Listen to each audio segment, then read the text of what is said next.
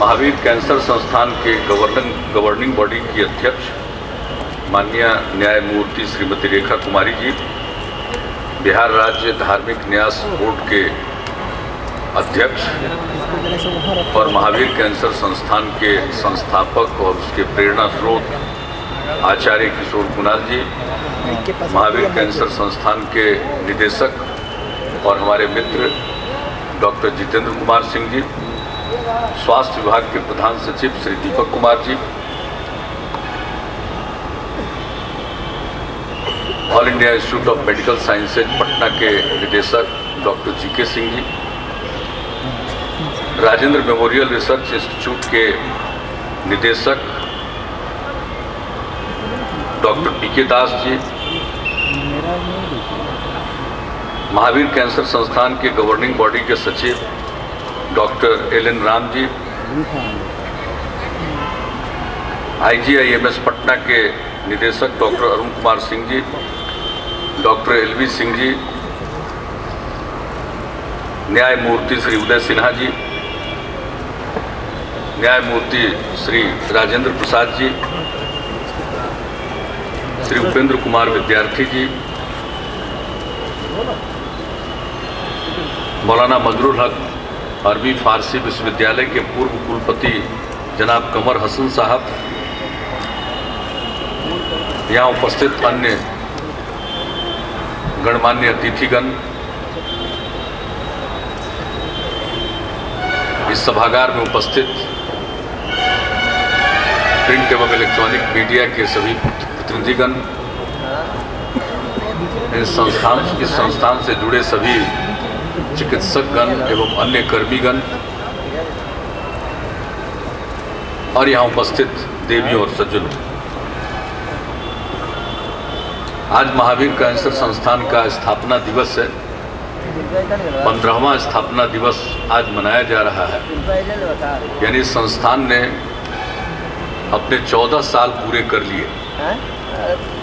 किसी संस्थान के लिए 14 वर्ष की अवधि बहुत नहीं होती है, लेकिन ये विश्वास के साथ कहा जा सकता है कि इस 14 वर्ष की अवधि में इस संस्थान ने जो ख्याति अर्जित की है वह विलक्षण है। इस पर मरीजों का विश्वास है, बड़ी संख्या में लोगों का यहाँ उपचार हो रहा है। कैंसर के इलाज के लिए जो बड़ी संख्या में लोग बाहर जाने को मजबूर होते थे, अब उनका इलाज बहुत हद तक यहाँ संभव हो पाता है। और मुझे जितेंद्र जी ने बताया कि अब बाहर के मरीज अपना इलाज कराने के लिए इस संस्थान में आ रहे हैं और इस संस्थान में इलाज के साथ साथ DNB कोर्स की पढ़ाई भी हो रही है। ये खुशी का विषय है और सब कुछ 14 वर्ष की अवधि में इन उपलब्धियों को इस संस्थान ने हासिल किया है। मैं इसके लिए संस्थान के तमाम लोगों को अपनी बधाई देता हूं और मेरी शुभकामना है कि इसी तरह से आपकी प्रगति जारी रहे। पिछले 8 वर्षों से तो इस संस्थान के विभिन्न कार्यक्रमों में आने का मुझको अवसर मिला है और राज्य सरकार की तरफ से भी इस संस्थान को यथासंभव मदद दी जाती है। लीनियर एक्सेलरेटर की स्थापना में भी राज्य सरकार ने 5 करोड़ रुपए से मदद की थी। यहीं के एक कार्यक्रम में इस बात का उल्लेख किया था डॉक्टर जितेंद्र जी ने और हमने आश्वासन दिया था, वो काम पूरा भी हुआ और उस उपकरण का अधिस्थापन भी हुआ है और उसका लाभ मरीजों को प्राप्त हो रहा है। अब एक बार हम यहाँ पर आए थे, नहीं हम यहाँ नहीं आए थे बल्कि जितेंद्र जी से यहाँ से बाहर शायद मेरे निवास पर ही गए हुए थे और चर्चा चल पड़ी तो पैट स्कैन के बारे में, और उन्होंने बताया कि वो एक मशीन है जिसके माध्यम से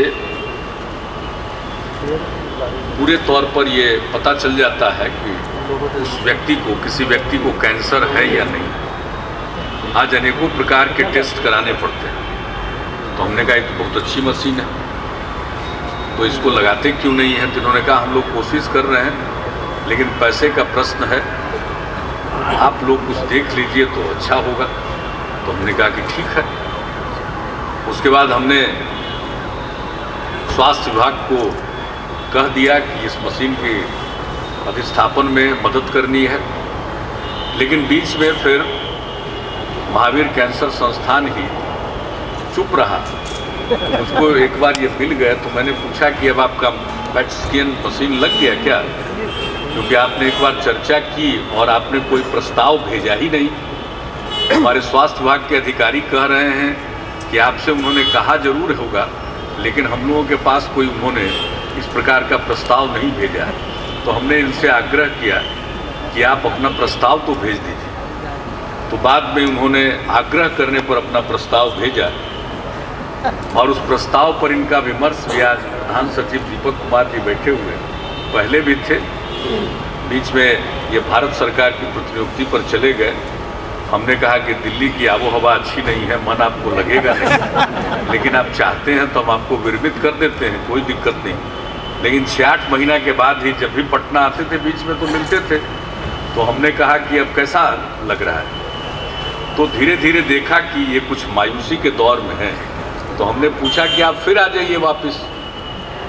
तो इन्होंने कहा आप बुलाइएगा तो आ जाएंगे। तो हमने भारत सरकार को लिखा और इनको वापस बुला लिया। ये वापस आ गए हैं और फिर से स्वास्थ्य विभाग की जिम्मेवारी संभाल रहे हैं। और जब से इन्होंने दोबारा कार्यभार संभाला है, उसके बाद से ही हेल्थ सेक्टर में, स्वास्थ्य के क्षेत्र में जो दूसरा जनरेशन का रिफॉर्म है वो उसका काम शुरू हुआ।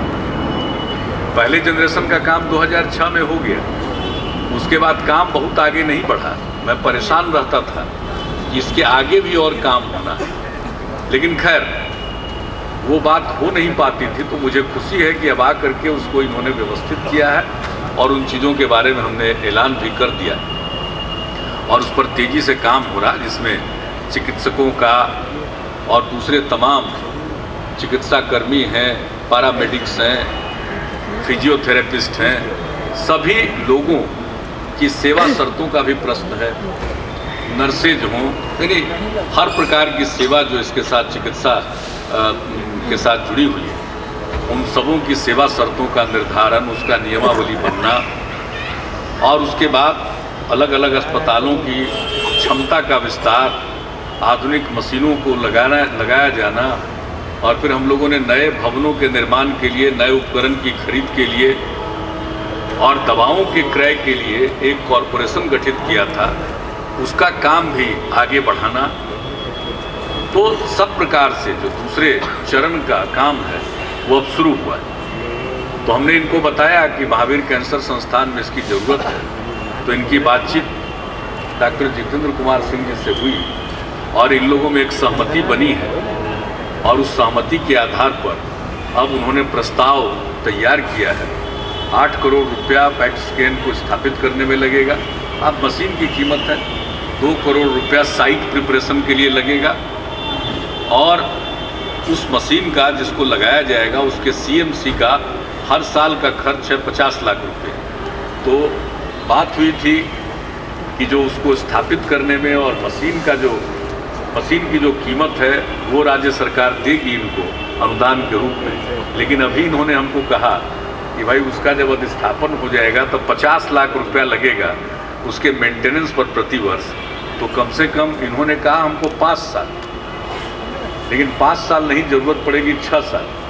तो 6 साल के CMC के लिए भी 3 करोड़, यानी 8 करोड़ मशीन के लिए, 2 करोड़ साइट प्रिपरेशन के लिए और 3 करोड़ 6 साल के CMC के लिए, तीनों मिला करके 13 करोड़ रुपये का अनुदान इनको दिया जाएगा। और एवज में बिहार के गरीब मरीजों का इलाज और इन मशीनों से उनकी जो जांच होगी उसका किफ़ायती दर होगा, और विशेष परिस्थिति में मुफ्त में भी होगा।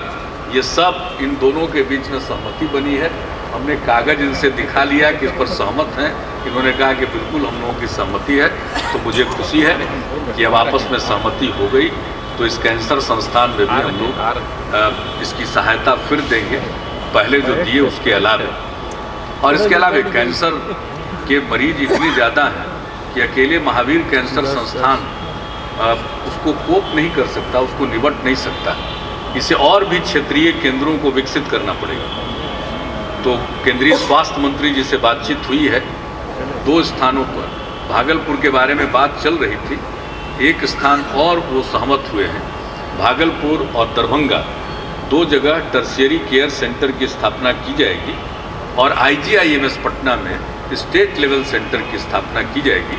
और IGIMS पटना का एक की बातचीत चल रही है Tata memorial cancer research institute के साथ, जो उनके साथ मिल करके एक वहाँ उस संस्थान को कैंसर के मामले में और विकसित करने की बात चल रही है। तो इस प्रकार से महावीर कैंसर संस्थान पहले से है, ये और तेज़ी से आगे बढ़ेगा। अब जब हम बाकी जगह के कैंसर के इलाज की बात करते हैं तो जितेंद्र जी थोड़ा करने लगते हैं, तो यहाँ के बारे में सोचिए, तो यहाँ के बारे में तो सोच ही रहे, लेकिन अकेले यहाँ के बारे में सोच लेने मात्र से सारे कैंसर के मरीजों का इलाज संभव नहीं होगा जितनी संख्या है। वैसे तो जन चेतना के जरिए, लोगों के बीच में लोक शिक्षण के जरिए इसके खतरों को से आगाह लोगों को करते हुए आदतों में सुधार लाने की कोशिश होगी और पहले से लोग समझेंगे क्या करना चाहिए, नहीं करना चाहिए। वो सबसे बड़ी चीज़ है। बीमारी होने के पहले अगर बीमारी न हो इसका हम उपाय करें और इसका प्रचार प्रसार करें तो कम लोग बीमार पड़ेंगे, तो लोगों का खर्च भी कम होगा, सरकार का भी व्यय घटेगा। तो ये काम तो करना ही, और मुझे खुशी है कि महावीर कैंसर संस्थान के माध्यम से ये लोक शिक्षण का काम, जन चेतना का भी कार्य कर रहे हैं। और जो इन्होंने बताया कि भाई 85% हम इस अस्पताल से राजस्व की प्राप्ति करते हैं, 15% का अभी भी गैप रहता है इसको बिना लाभ और घाटे में चलाने के लिए। तो वैसी स्थिति में महावीर मंदिर न्यास इनकी सहायता करता है। तो महावीर मंदिर न्यास के सचिव हैं किशोर कुणाल जी, इन्होंने उस मंदिर को इस तरह से व्यवस्थित किया कि उसकी आमदनी से इतना बड़ा संस्थान बना और आगे भी इसके संचालन पर भी उनकी नज़र रहती है, सहयोग। और अगर किसी कारण से इनको कोई दिक्कत आएगी तो हमेशा मदद के लिए मुस्तैद रहते हैं और लोगों के व्यक्तिगत डोनेशन से भी इसका काम चलता है। शायद 50 लाख रुपया के करीब व्यक्तिगत औसतन इनको मिलता है। तो बहुत लोग दाता हैं और बिहार में तो मैं समझता हूं कि महावीर कैंसर संस्थान के संचालन में कोई असुविधा नहीं होगी और ये तेज़ी से आगे बढ़ता चला जाएगा, लोगों का उपचार करेगा, लोगों की सहायता करेगा, लोगों का जीवन बचाएगा। पहले तो कैंसर किसी को हो गया ये बताया नहीं जाता था, क्योंकि माना ये जाता था कि अगर कैंसर किसी को बता दिया जाए कि आपको कैंसर हो गया है तो वो तो हदस में मर जाएगा, वो सोचेगा कि उनको तो जीना नहीं। लेकिन अब ज़माना बदल गया, कई प्रकार के कैंसर का इलाज निकल गया, लोग पूरी आयु जीते हैं, अनेक वर्षों तक जीते हैं। अब ये उस प्रकार की बीमारी नहीं है और जितना रिसर्च अनुसंधान मेडिकल साइंस में कैंसर पर हो रहा है दुनिया भर में, हम लोगों को ये विश्वास है कि निश्चित तौर पर कैंसर को बिल्कुल ही समाप्त करने की दिशा में काफ़ी आगे लोग बढ़ चुके हैं और इसका इलाज संभव हो पाएगा। अब मुझे खुशी है कि निरंतर प्रयत्नों के फलस्वरूप बिहार में अब बाकी संस्थान भी आ रहे हैं। एम्स का डॉक्टर जीके सिंह ने कहा कि 2 घंटा का समय दीजिए, इनके आने के पहले हम 3-3 घंटा का समय 3 बार दे चुके और इनके आने के बाद 1 बार दे चुके। जब कोई चीज़ को बनना होता है तो हम उस पर पूरा ध्यान देते हैं, जब बन के तैयार हो जाता है तो उसको दूर से प्रणाम करते हैं या बाकी लोगों की सेवा करिए। हमारा काम है, इस बिहार में अगर कोई काम हो रहा है तो शुरू में उसको समस्या न हो, कोई दिक्कत न हो या फिर उसके एक्सपेंशन की बात हो तो हम उसको टेकअप करते हैं।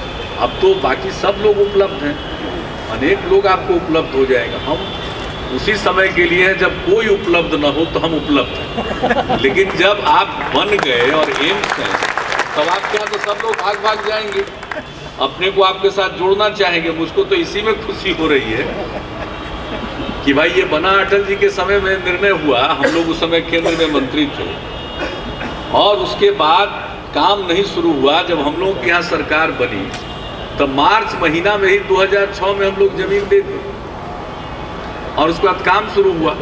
काम की प्रगति धीमी थी, तो किन्हीं उत्साही व्यक्ति ने माननीय पटना उच्च न्यायालय में PIL दायर किया, और PIL दायर किया थी, कोर्ट की में सुनवाई होने लगी, सब लोगों को बुलाया जाने लगा, तब ही काम आगे बढ़ा। तो सबके सम्मिलित सहयोग से अब एम्स का काम हुआ है। इसके लिए इसमें और फैकल्टी का और डिपार्टमेंट्स का विस्तार होना चाहिए।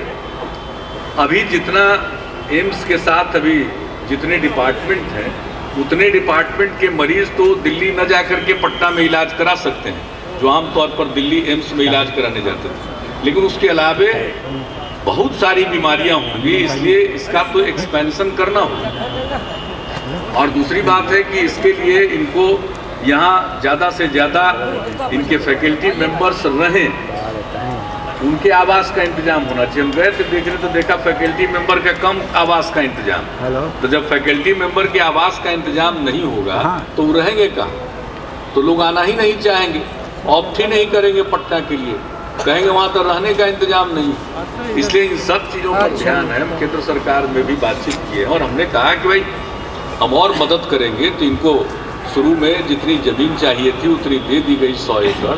इसके बाद भी इन्होंने कहा है कि ज़मीन दीजिए, और अब ज़मीन देना जो 100 एकड़ की कीमत नहीं है, वो अब जितना ज़मीन मांग रहे हैं उससे कई गुना ज़्यादा और छोटे से ज़मीन में लगेगा, क्योंकि एक बार एम्स बन गया तो जो ज़मीन का दर है वो काफ़ी तेज गति से अप्रिशिएट कर गया, बढ़ गया।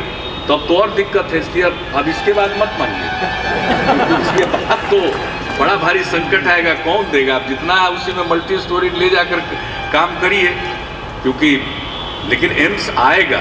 अब दिल्ली में हम लोग MP थे, बिहार के MP का ये परमानेंट काम हम सब जगह बताते हैं, यानी अपने क्षेत्र के मरीजों का एम्स में इलाज कराना, इलाज हो जाए तब वापसी उसके घर के लिए रेलवे का रिजर्वेशन करा देना। ये 2 काम MP का परमानेंट रहता है। हम लोग जाते थे किसी मरीज को देखने के लिए एम्स में, तो गए तो किसी को देखने के लिए, लेकिन रास्ते में तो अनेक मिल जाते थे, लगता था कि तो बिहारी है। एम्स के चिकित्सक कहते हैं कि लगभग आधे मरीज एम्स दिल्ली में बिहार के आते हैं। अब देखना है कि अब उसमें उनको कितनी राहत मिलती है एम्स पटना बनने के बाद। तो राहत की शर्त एक तो हमने बता दी, ज़्यादा से ज़्यादा फैकल्टी हो, और दूसरी बात ये है कि जल्दी से जल्दी काम। अभी OPD है, शुरू हुआ है, और तेज़ी से हम चलेंगे, बीच में भी जरूर चलेंगे। हमने तो सोचा था कि OPD शुरू, पढ़ाई शुरू, तब काम शुरू ही हो गया। लेकिन आपने ऐसे भी आमंत्रित किया था, बैठे बैठे भी, या सार्वजनिक तौर पर आमंत्रित कर दिया। तो आप जब चाहिएगा, दिसंबर महीने में चाहिएगा तो इसी महीने में। आपकी तैयारी जनवरी की हो तो जनवरी में सही, जब इच्छा हो आपके यहाँ आएंगे, देखेंगे। और हम लोग तो IGI-MS का भी विस्तार उसी प्रकार से करना चाहते हैं। वहाँ मेडिकल कॉलेज भी स्थापित हो गया। 2 साल तक मंजूरी रही, तीसरे साल तो लगा कि गया, तो बड़ी मुश्किल से किसी तरह से हम लोगों को कामयाबी मिली है।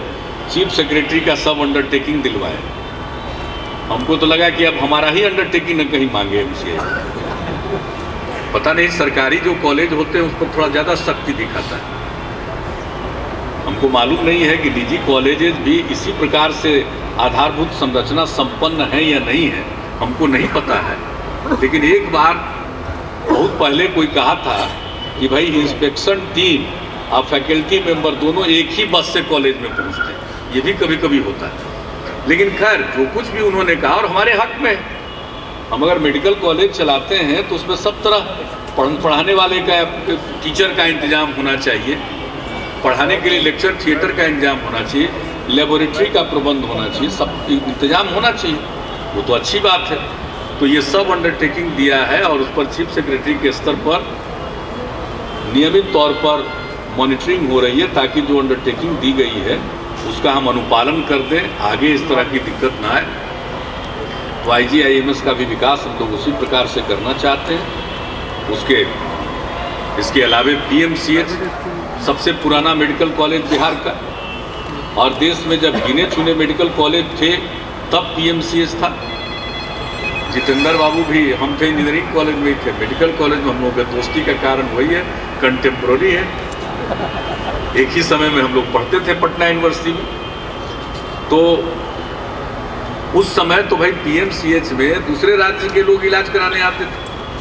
हम पीएमसीएच की ग्लोरी को, गौरव को उसी तरह से बहाल करना चाहते हैं जैसे बिहार के गौरव को फिर से हम बहाल करना चाहते हैं। तो इसमें हम प्रयासरत हैं और उसके लिए डॉक्टरों की हमने टीम बनाई है कि आप तय करिए इसको एक स्तरीय, न सिर्फ राष्ट्रीय स्तर पर बल्कि अंतर्राष्ट्रीय मानकों के अनुरूप वो पीएमसीएच बन जाए। तो हम तो चाहते हैं चिकित्सा सुविधाएं इतनी बढ़े और एक फेयर कंपटीशन होगा, रिसर्च होगा। कई प्रकार की बीमारियां होती हैं, लोग काल कवलित होते हैं। ये जो मस्तिष्क ज्वर है, दिमागी बुखार लगता है, खास करके लीची के टाइम में हो जाता है, यहाँ हो जाता है। उसके बाद जब पानी गिर जाता है तो गया में हो जाता है और यूपी के गोरखपुर में हो जाता है। उस समय तो सबका ध्यान जाता है, बाकी समय में नहीं। बाकी समय में हम लोगों का ध्यान रहता है कि भाई इसको देख लीजिए क्या चीज़ है। वो जापानीज इंसेफेलाइटिस नहीं है, कोई अलग चीज़ की बीमारी है, तो उसका क्या उपाय हो। तो रिसर्च हो रहा है। आपने बताया कि वहाँ भी उन्होंने काम किया, बहुत अच्छा। अब इतने संस्थान होंगे तो बीमारियों पर अनुसंधान का काम, रिसर्च का काम हो पाएगा और लोग तह तक पहुँचेंगे कि किस कारण से हो रहा है और इसका क्या इलाज संभव है। एक तो एहतियात क्या बरतनी चाहिए, और फिर जब हो ही जाए तो इस पर कौन सी दवा सुटेबल होगी, एप्रोप्रिएट दवा के बारे में भी, या ट्रीटमेंट का जो एक प्रोसीजर है उसके बारे में कोई रास्ता निकलेगा। तो मुझे खुशी है कि नए और उच्च स्तरीय संस्थानों के आने से और आरएमआरआई के भी विस्तार से अभी उनके इंस्टीट्यूट में भी जाने का मौका मिला था। तो सबको हम लोगों का सहयोग है, क्योंकि भाई हमारी आबादी तब 11 करोड़ के करीब हो गई। अब 11 करोड़ आदमी के को सेहतमंद रखना चाहते हैं। देखिए, बिहार के लोगों में कोई कमी नहीं है। बिहार के लोग मेहनती हैं, हमारी युवा पीढ़ी मेधावी है। इस देश में किसी भी प्रकार का इम्तहान होता है, चाहे बड़े संस्थानों में नाम लिखाने के लिए या नौकरी के लिए, सबसे अधिक संख्या में बिहार के लोग पास करते हैं। इसलिए हमारी युवा पीढ़ी मेधावी है और हमारे लोग मेहनती, अपने लिए ही नहीं, दूसरे राज्यों में जाते हैं तो उन राज्यों के लिए, दूसरों के लिए दौलत पैदा करते हैं। तो हमारे लोग मेहनती है, हमारी युवा पीढ़ी मेधावी है। अगर हम उसको ठीक ढंग से शिक्षित बना दें और उनके सेहत का एक प्रबंध कर दें, स्वस्थ वो रहें, तो फिर बिहारियों का कोई मुकाबला नहीं है। वो नई ऊंचाइयों को प्राप्त करेंगे और देश की प्रगति में अपना योगदान देंगे। तो उसी कड़ी में लोग स्वस्थ रहें और स्वस्थ रखने में आपकी सबसे बड़ी भूमिका है। तो आपके इस स्थापना दिवस के अवसर पर आपकी कामयाबी की मैं दुआ करता हूं और यही चाहता हूं कि आप खूब आगे बढ़िए और हमारे अधिक से अधिक मरीजों को आप स्वस्थ बनाइए। बहुत बहुत धन्यवाद।